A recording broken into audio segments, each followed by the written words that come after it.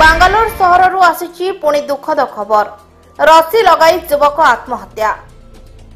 प्रेम माने नाही जाति धर्म प्रेम आगे सबू पड़ जाए फिका। प्रेम रे पागल होई भूल निष्पत्ति नियंती अनेक युवक युवती। एभली घटना घटी उमेश महाकुड़ जीवन में।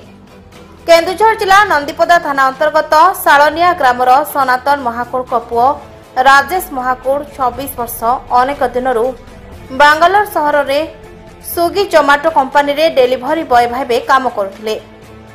परे कोरापुट जिलार जने युवती सही बांगालोर सहर एक मार्ट रे काम करुथिले।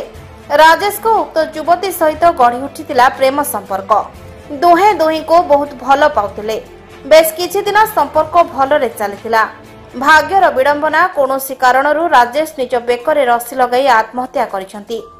एही खबर मा तारिणी ओडिया सेवा ट्रस्ट सदस्य माने पाई निकटस्थ पुलिस को खबर देथिले। पुलिस घटनास्थल में पहुंची राजेश मृतदेह को उद्धार करी एक अपमृत्यु मामला रुजु करथिले। तेबे घटनार सत्य पुलिस खोजी बाहर करबा पई प्रयास जारी रखिछि। परे सेवा ट्रस्ट सदस्यों को मिलित उद्यम रे शव सत्कार करा जायतिला। पुलिस वाला हमको फोन करथिले। आम आसी पहुंचनु बेंगलोर रे माँ तारिणी ट्रस्ट संघ सभार आसिक पहुंचनु।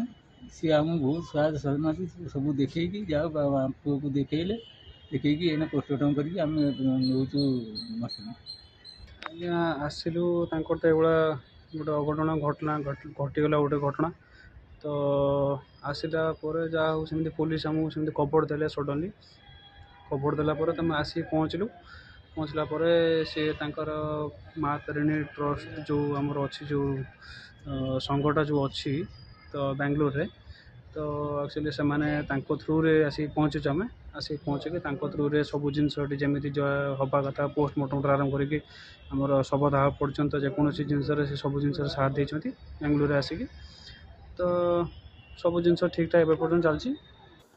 घटगाँव त्रिलोचन पात्र रिपोर्ट चेतना मीडिया।